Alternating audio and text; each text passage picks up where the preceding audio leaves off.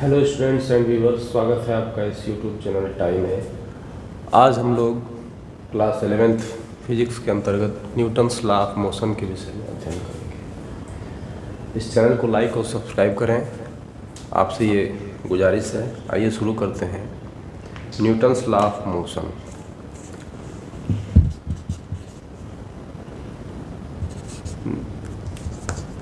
Newton's laws of motion.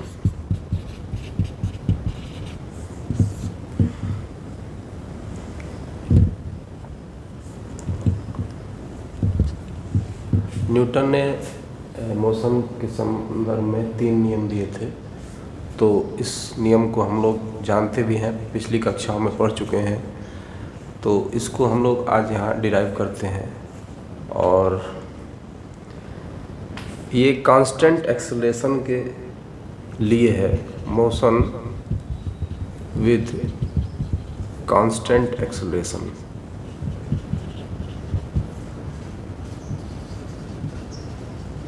मतलब यहाँ acceleration very नहीं कर रहा है, एक्सेलरेशन कांस्टेंट है।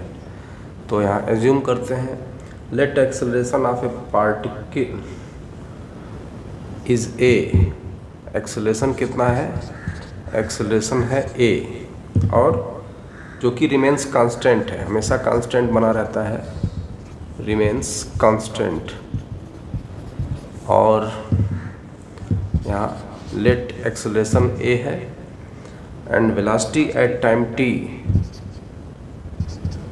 Velocity at time 0 is u। Time 0 पर इसको u मान लेते हैं एंड टाइम t पर, और टाइम t पर वेलोसिटी को v मान लेते हैं। तो हम जानते हैं एक्सेलरेशन की क्या परिभाषा है, एक्सेलरेशन को कैसे हम लोग डिफाइन किए थे। तो एक्सेलरेशन होगा a बराबर differentiation of v with respect to t dv by dt। तो और लिमिट भी माना गया है, यानी a dt बराबर dv। चूँकि एक कांस्टेंट है यहाँ पर, इसको हम प्रॉपर लिमिट के अंतर्गत इंटीग्रेट कर देंगे। a dt 0 टू t, और यहाँ पर टाइम 0 पर वेलोसिटी u है और टाइम t पर वेलोसिटी v है, dv। अब दोनों पक्षों से इसका हम लोग समाकलन कर रहे हैं। तो a dt का t होगा लिमिट 0 टू t, और dv का भी लिमिट u टू v, यानी v माइनस u, और इधर a t, यानी v बराबर u plus a T. This is the equation number 1। गति के समीकरण हम लोगों ने पढ़े हैं न्यूटन्स लॉ ऑफ मोशन में, तो इसको ऐसे हम लोग यहाँ पर डिराइव कर सकते हैं। ये फर्स्ट इक्वेशन। सेकंड इक्वेशन की बात करते हैं। सेकंड इक्वेशन में हम लोग जानते आए हैं, इसको अभी हम लोग v को dx बाई dt लिख सकते हैं। x क्या है? डिस्प्लेसमेंट है। dx बाई dt बराबर u प्लस ए टी, ऐसे हम लोग कह सकते हैं। तो टाइम t पर position of the particle is at 0। Let at time t पर, जब टाइम 0 है, लेट एट टाइम बराबर 0 position of the particle is, particle की जो पोजीशन है वो 0 पे है, is at 0 and at time t, and at time t its position is on s। Its position is at s पर है। तो फिर इसको हम लोग ऐसे लिख सकते हैं, dx बराबर u plus a t d t. तिर्यक गुणा हो गया, यहाँ इंटीग्रेट करेंगे। टाइम यहाँ है, टाइम 0 पर पोजीशन 0 है और टाइम t पर पोजीशन इसकी s है, तो ये लिमिट इसकी होगी 0 to s dx की, यानी डिस्प्लेसमेंट की, और इधर टाइम की लिमिट जो है 0 to t है। अब इसको हम लोग इंटीग्रेट कर दे रहे हैं। x यहाँ आया 0 to x s, और यहाँ पर ut प्लस at²/2 इंटीग्रेशन के बाद यहाँ 0 to t हो गया, यानी पहली लिमिट रखे तो ut हो गया प्लस 1/2 at², 0 पर रखेंगे सब 0 हो जाएगा, यहाँ से s, तो ये आ रहा है s बराबर ut प्लस 1/2 at²। इसको हम लोग जानते हैं इक्वेशन नंबर 2 के रूप में। अब यहाँ इक्वेशन नंबर 1 का अगर हम लोग स्क्वायर कर दें from equation number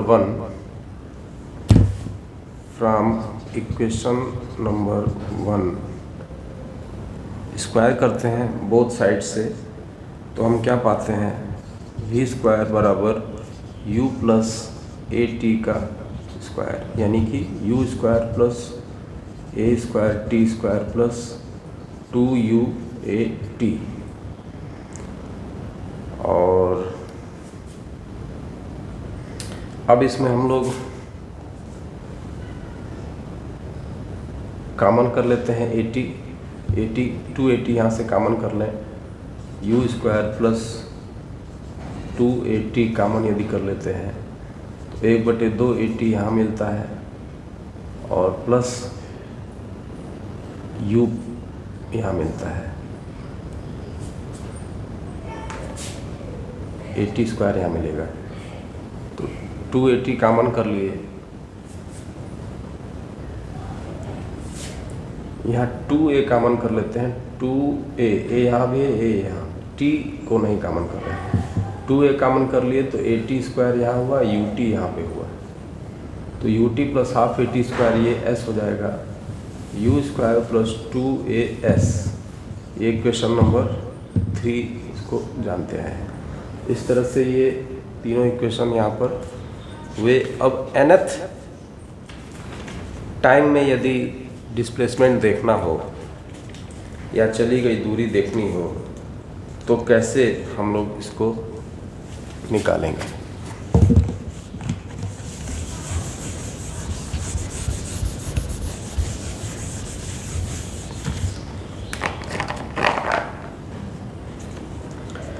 distance travelled in nth second, distance travelled in nth second, यदि nth सेकेंड में डिस्टेंस ट्रेवल्ड की गई है तो वह कितनी है, इसको हम लोग ऐसे निकाल सकते हैं कि यदि हम लोग पहले सेकेंड में देखें तो t बराबर 0 और t बराबर 1, t बराबर 0 सेकेंड पे चली गई दूरी और t बराबर 1 सेकेंड पे चली गई दूरी, ये फर्स्ट सेकेंड में चली गई दूरी होगी, डिस्टेंस इन फर्स्ट सेकेंड। इसी तरह t बराबर 1 से पर चली गई दूरी और t बराबर 2 सेकेंड पर चली गई दूरी के मध्य यदि हम निकालें तो ये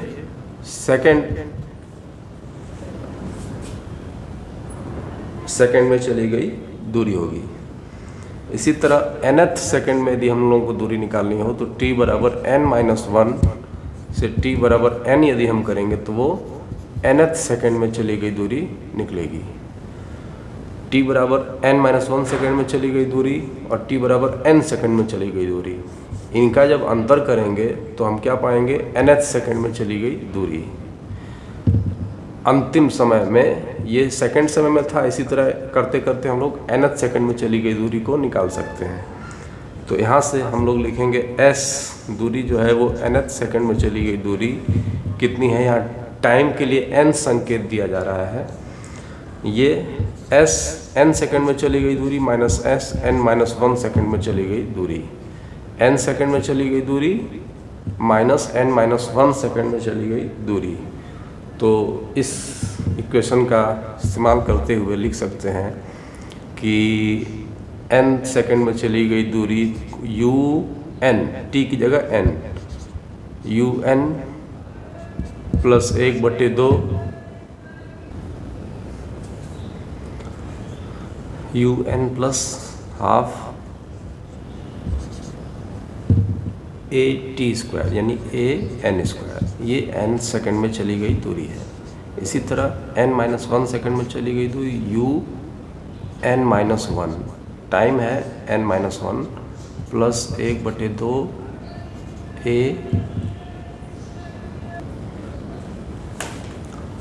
n-1 का स्क्वायर। तो इसको हम लोग कर ले सकते हैं यहाँ पे un plus 1/2 a n square minus bracket के अंदर u n minus u plus 1/2 a n square minus plus 1/2 a minus 1/2 2n a 1/2 a और इसका अंदर -2n होगा, ये इससे कैंसिल हुआ। तो कितना हो रहा है un plus 1/2 a n square minus un plus u minus 1/2 a n square minus 1/2 a plus n a plus n a 1/2 a n square 1/2 a n square un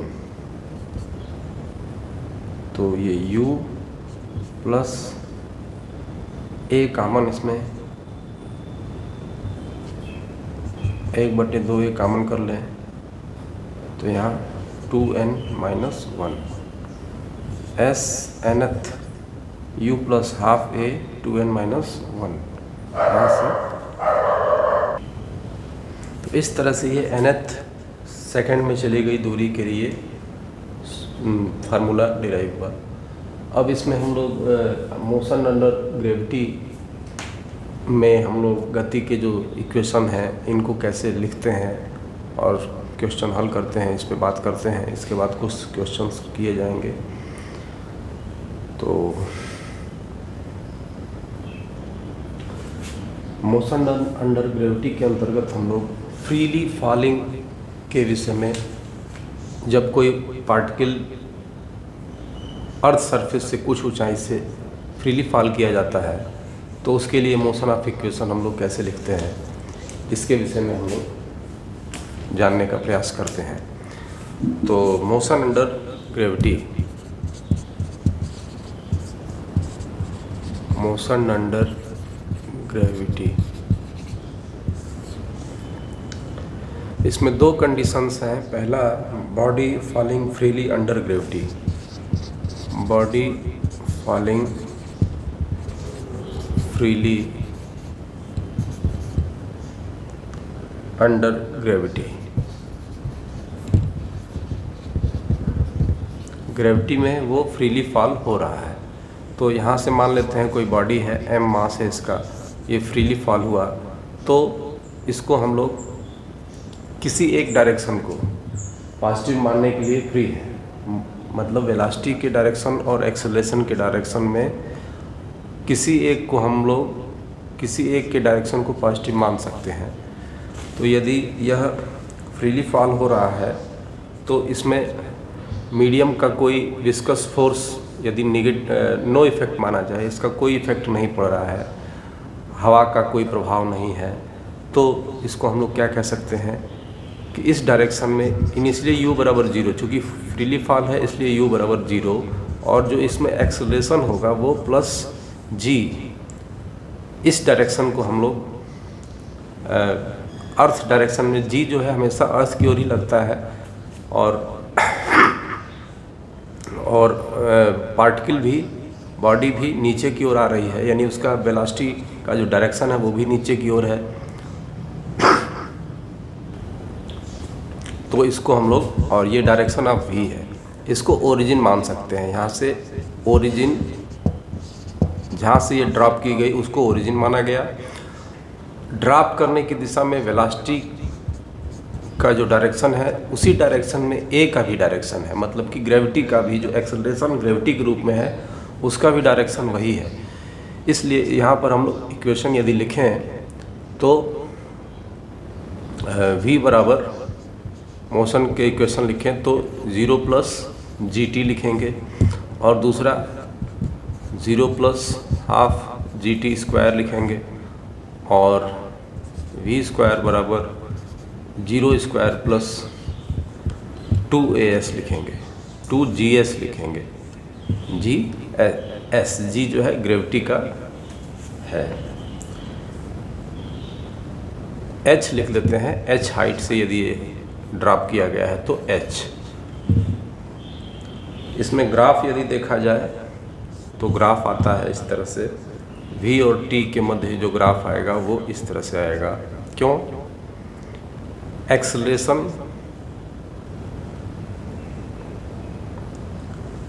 g का मान हमेशा नियत है, g और t के मध्य graph g जो है 9.8 metre पर सेकंड स्क्वायर, यहाँ एक्सेलरेशन नियत है इसलिए ये स्ट्रेट लाइन आया है।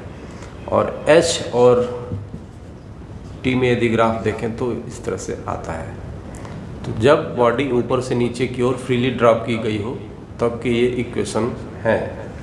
And when body is projected vertically upward direction, दूसरी कंडीशन यदि हम देखें इसकी तो body is projected vertically upward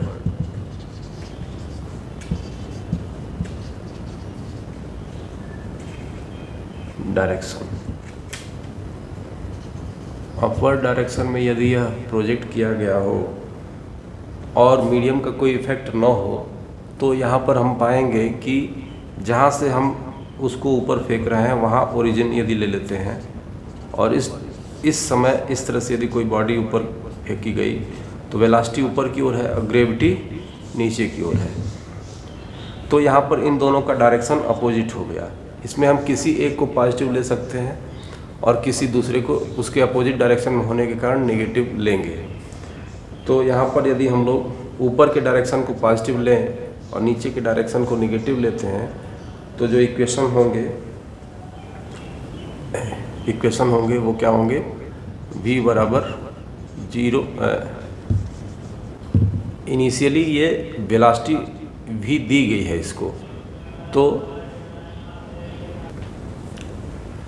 जब पार्टिकल को ऊपर की ओर फेंका जा रहा है तो वर्टिकली ऊपर जाने पर मैक्सिमम हाइट पर वेलोसिटी जो है 0 हो जा रही है। तो इसके इक्वेशंस को हम लोग लिखेंगे v इनिशियल वेलोसिटी, अंतिम वेलोसिटी 0, तो v बराबर u जो है इनिशियल वेलोसिटी u से इसको ऊपर फेंका गया, u माइनस gt। दूसरा अगर देखें तो h बराबर ut minus half gt square और 0 स्क्वायर बराबर u स्क्वायर माइनस 2gh। ये तीन इक्वेशंस मिलेंगे यदि अंतिम वेलोसिटी इसकी 0 है तब हाईएस्ट पॉइंट पर। यदि बीच में कहीं देखते हैं तो इसकी, अब इसके लिए यदि हम लोग ग्राफ खींचें, मध्य में कहीं वेलोसिटी यदि देखनी है तो इसके लिए v मान लेते हैं और ये h हाइट पर कितनी हुई, तो अगर कोई वेलोसिटी हाईएस्ट पॉइंट पर ना पूछ करके किसी निश्चित हाइट पे पूछ रहा है तो यहाँ पर कोई वेलोसिटी यहाँ रखते हैं। इसी तरह से इसमें भी किसी पूरे टाइम पर ना देख करके, मैक्सिमम टाइम जब वो हाईएस्ट पॉइंट पे है तब करना देख करके किसी विशेष टाइम पर देखा जाए तो यहाँ पर कोई वेलोसिटी इसकी रहेगी।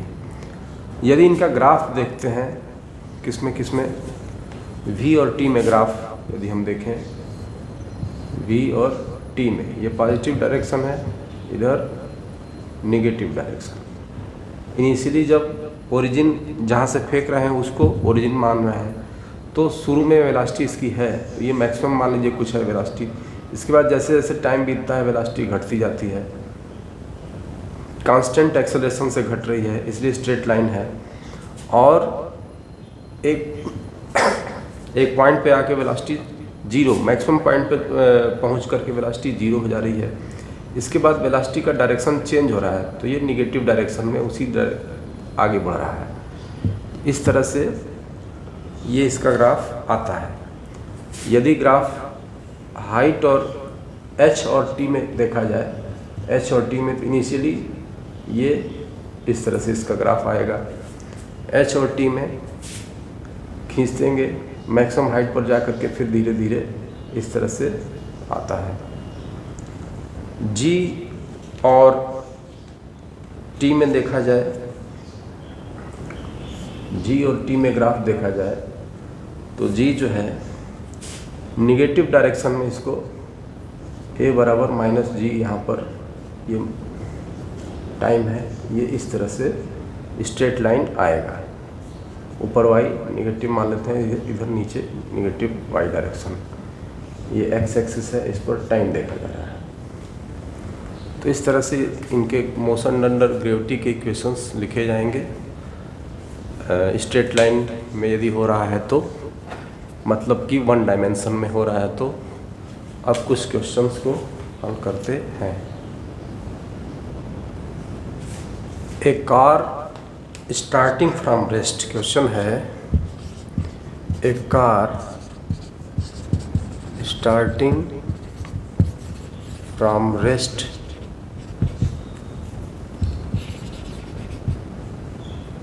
starts moving with an acceleration, starts moving with an acceleration, acceleration कितना है, a बराबर √3t, a बराबर √3t। at the same instant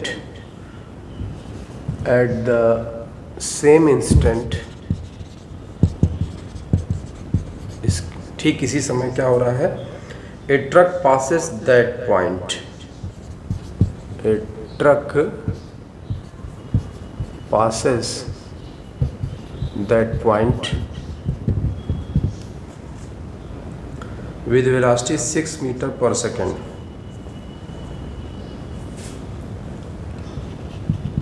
with velocity 6 metre पर सेकेंड से ये पास कर रहा है। इन द सेम डायरेक्शन, डायरेक्शन भी उसका वही है, इन द सेम डायरेक्शन। क्या कह रहा है, after how much distance the car overtakes the truck, after how much distance the car overtake the truck,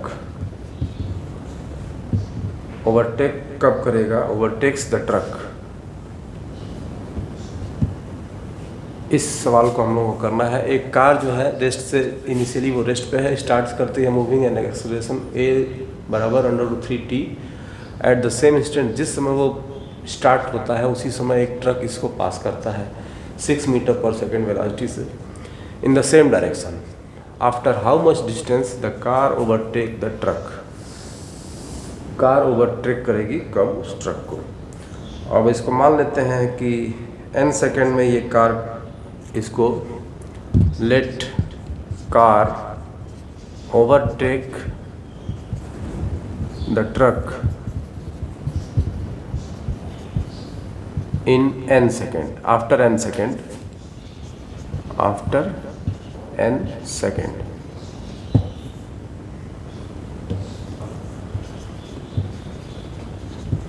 n second में ये इसको पार कर रही है। हम लोग जानते हैं a बराबर dv/dt, इसका मतलब कि एक्सेलरेशन दिया है, वेलोसिटी हम लोग इसको निकालेंगे, यानी कि dv बराबर a dt, 0 to v, ये 0 to t। वेलोसिटी हम लोग ऐसे निकाल सकते हैं कि v क्या होगा, यहाँ से यदि देखा जाए डी वी बराबर ए डी टी, इसका मतलब v बराबर integration of A D T 0 to t 0 to n second पे हम माने हैं, n सेकेंड बाद 0 to n, यानी कि जिस समय वो पास कर रहा है उस समय उसका वेग क्या है। जिस समय कार पास कर रही है ट्रक को उस समय उसका वेग क्या है, इसको ऐसे निकालेंगे 0 to n। ए कितना दिया है √3t dt, या इसको हम लोग लिख सकते हैं √3t² 2 टाइम 0 to n, या ये चूँकि इनिशियली यहाँ पर वेग 0 था तो इसको हम लोग लिख सकते हैं √3n² 2, v बराबर √3n² 2 जब पास किया तब तो कितनी दूर चलेगा। और ये जो है truck pass that point with velocity 6 metre पर second in the same direction. n second में चली गई दूरी, दोनों की इक्वेट कर देते हैं। डिस्टेंस ट्रेवल्ड बाई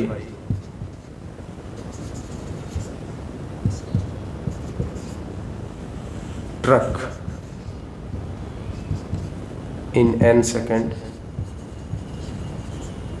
कितना होगा 6 × n। यहाँ इसका एक्सेलरेशन नहीं दिया है, दूरी सीधे चाल गुणे समय से, ये क्वेश्चन 2 हो गया। और इसी तरह distance travelled by car in n second क्या होगा, s बराबर अगर देखा जाए s कार बराबर ut, u मतलब इस इनिशियल वेलोसिटी से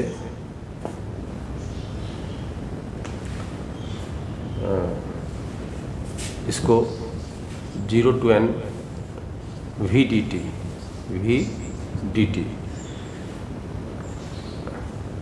s क्या होता है ds v बराबर ds बाई dt, यानी ds बराबर v dt, यानी कि s बराबर v dt। चूँकि ये बदलने वाला वेग है इसलिए इसको ऐसे करेंगे, परिवर्ती वेलोसिटी है 0 to n, n का मान यहाँ इतना है, n का मान v का मान कितना है √3n² 2 dt, √3n² 2 dt। ये सब कांस्टेंट है, इसको बाहर लेते हैं √3n² 2 और dt का t और 0 to n तो कितना हुआ ये √3/2 n³ t की जगह n रखेंगे और फिर -0 n³, ये हो गया इसके कार के द्वारा चली गई दूरी n सेकेंड में। Equation number 3 equating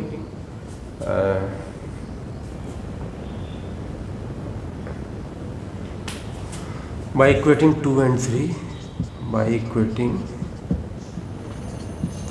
2 and 3 6 n दोनों के द्वारा चली गई दूरी जब बराबर होगी तभी ओवरटेक करेगा n सेकेंड में, माने कितने समय बाद, यहाँ क्या माना गया है n, टाइम जो है n है, कितने समय बाद वो ओवरटेक करेगा।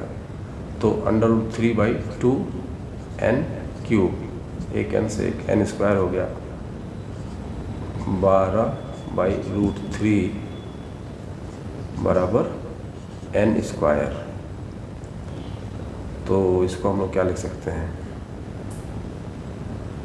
4 गुणे √3 गुणे √3 बाई √3 बराबर n²। दैट इम्प्लाइज n बराबर 2 3 की पावर 1/4, 2 × 3 की पावर 1/4, 4 का स्क्वायर रूट 2 हो गया, √3 का स्क्वायर रूट यानी 3 घात 1/2, इसका स्क्वायर रूट लिए तो फिर 1/2 से तो 1/4 सेकेंड। 2 × 3⁴ सेकेंड के बाद कार उसको ओवरटेक करेगी। अनदर क्वेश्चन लेते हैं। ए stone is dropped from A height h। एक स्टोन है, उसको h हाइट से ड्रॉप किया जाता है। ए stone is dropped from A height h।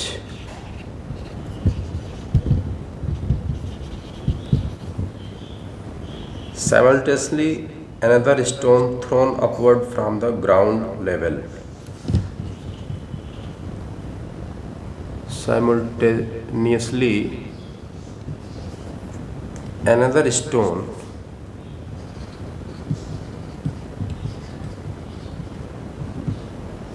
दूसरा स्टोन क्या किया जा रहा है? Thrown upward from the ground level. Thrown upward from the ground level.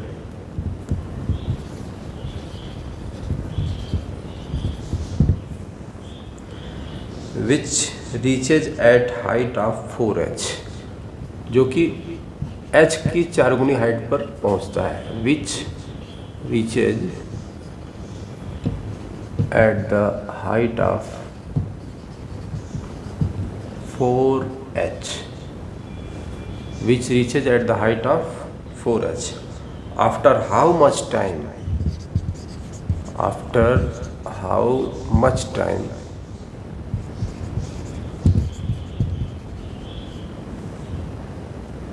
After how much time both the stone will cross each other? Both the stone will cross each other।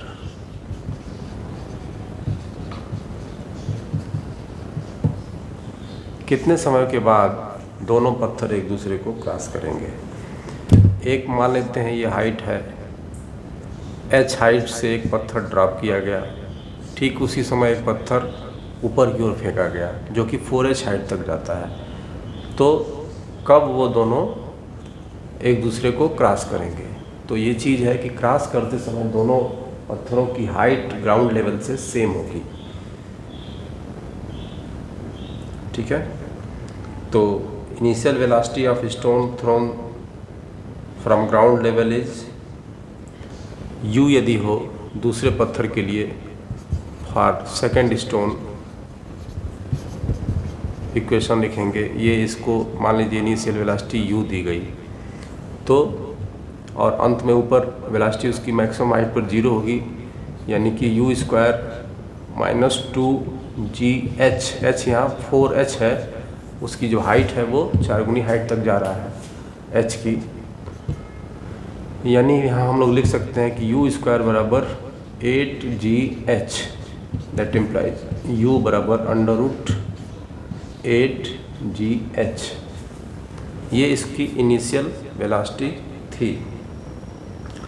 After dropping and throwing time when they must, इनकी height जो है जब इसको फेंका जा रहा है और उसको जब ऊपर से ड्रॉप किया जा रहा है तो दोनों की हाइट जब क्रॉस करेंगे तो दोनों की हाइट सेम होनी चाहिए। When they meet their height from ground level is equal and it, लिख देते हैं इसको, when they meet their height from ground level is equal, let it is x। तो x दूरी यदि है ग्राउंड लेवल से तो वो ऊपर से ड्रॉप किया गया है, तो पहला वाला पत्थर ऊपर से ड्रॉप किया गया है। फॉर फर्स्ट स्टोन x कितना होगा? x यानी ऊपर से ड्रॉप हुआ h - x 0 प्लस s बराबर ut प्लस हाफ GT² से 0 प्लस, चूँकि ड्रॉप किया गया है इनिशियल वेलोसिटी 0 उसकी G T square H minus x बराबर यू टी प्लस हाफ, और ये हो गया पहले वाले के लिए मान लेते हैं h माइनस एक्स, ये हाइट जो है h है, और यहाँ से यहाँ अगर मिल रहे हैं x दूरी पर ग्राउंड लेवल से मिल रहे हैं तो कितना ड्रॉप हुआ, h माइनस एक्स ड्रॉप हुआ किस वेलोसिटी से, इनिशियल 0 से। t टाइम बाद मान लीजिए यहाँ पहुँच रहा है पहला वाला पत्थर, तो हाफ जी टी स्क्वायर हो गया। अब दूसरे वाले पत्थर के लिए अगर हम लिखें तो दूसरा वाला पत्थर भी x हाइट पर यदि यह है तो दूसरे वाले पत्थर के लिए यू टी इनिशियल वेलोसिटी इसकी √8 जी एच टी, चूँकि दोनों एक साथ ड्रॉप और थ्रो किए जा रहे हैं इसलिए टाइम टी दोनों के लिए सेम रहेगा, और -1/2 जी टी स्क्वायर, इसको हम लोग ऐसे लिखेंगे इक्वेशन 2। तो इन दोनों इक्वेशंस की सहायता से हम लोग क्या लिख सकते हैं, x बराबर √8 जी H T minus G T, half G T square की जगह पे h माइनस एक्स लिख दिया गया। तो इधर x टाइम पूछ रहा है, x बराबर √8 जी H T minus H plus x, x से एक्स कैंसिल हुआ, t बराबर h अपान √8 जी एच, यानी कि √h अपान 8 जी, t बराबर √h अपान 8 जी। ये क्वेश्चन सॉल्व हुआ। एक क्वेश्चन है कि एक stone thrown vertically from the top of the tower with initial velocity u and it reaches at the ground with velocity 3u, find the height of the tower। एक tower है, इस tower से कोई पत्थर throne किया गया है ऊपर की ओर,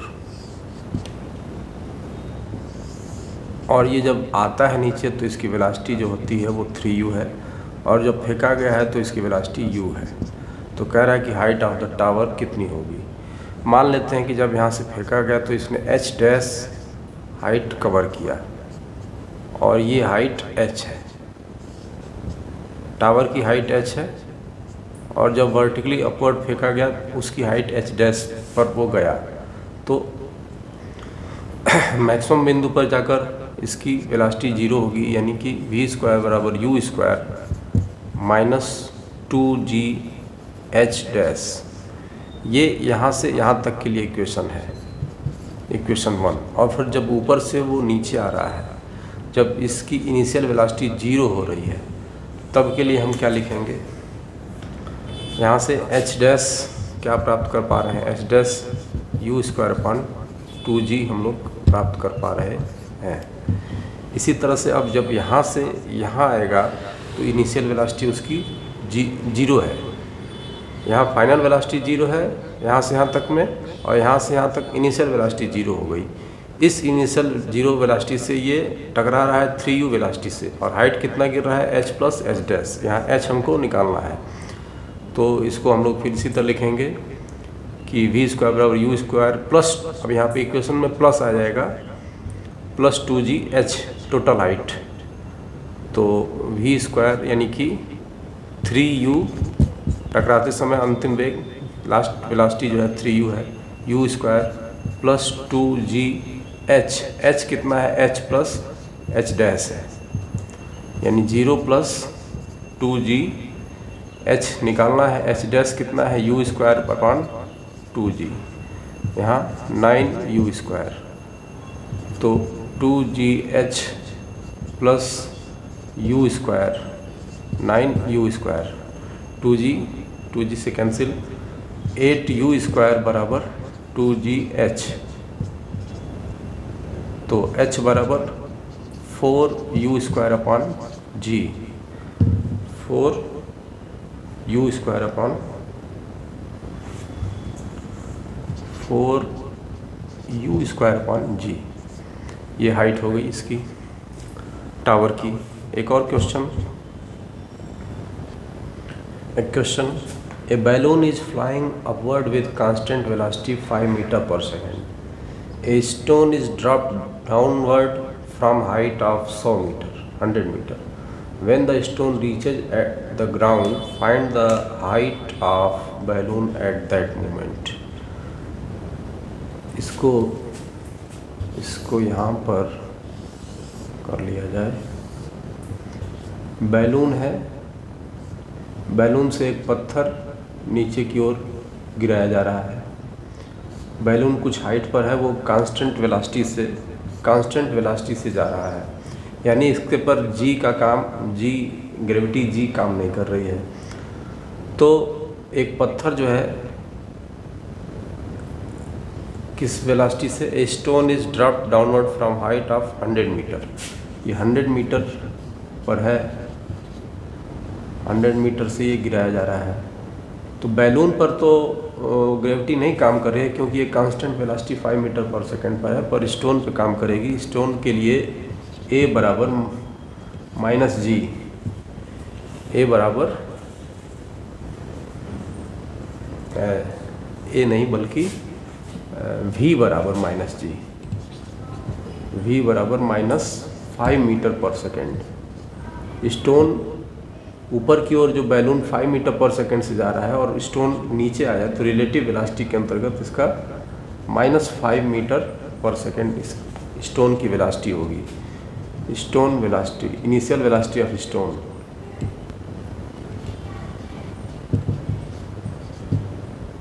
इनिशियल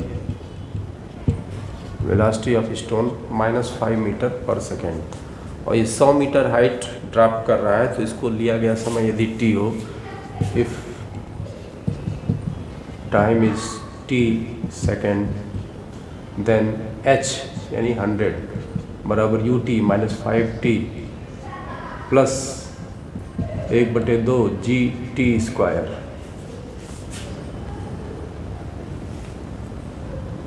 यहाँ g बराबर 10 ले लिया जाए, g बराबर 10 मीटर पर सेकेंड स्क्वायर। तो हम लोग क्या पाते हैं, 100 बराबर -5t प्लस 5t स्क्वायर। तो एक क्वाड्रेटिक इक्वेशन हो गया। तो यहाँ पे हम लोग ऐसे लिख सकते हैं 5t स्क्वायर, या t स्क्वायर कर लेते हैं, t स्क्वायर माइनस t -20 बराबर 0। t स्क्वायर माइनस t -20 बराबर 0, या t स्क्वायर -5 4 t -20 बराबर 0। तो t square -5t plus 4t -20 बराबर 0। t -5 प्लस 4t -5 बराबर 0। t बराबर 5 सेकेंड या t बराबर -4 सेकेंड। तो ये t निगेटिव नहीं, प्लस 5 सेकेंड हो गया। अब इस 5 सेकेंड में बैलून कितना ऊपर जाएगा ये देखना है। इसके ड्रॉप होने में टाइम लगा 5 सेकेंड, तो बैलून ऊपर कितना जाएगा, h ऊंचाई यदि जा रहा है तो h बराबर 5, इसका वेलोसिटी 5 था, 5 गुणे 5 बराबर 25 मीटर।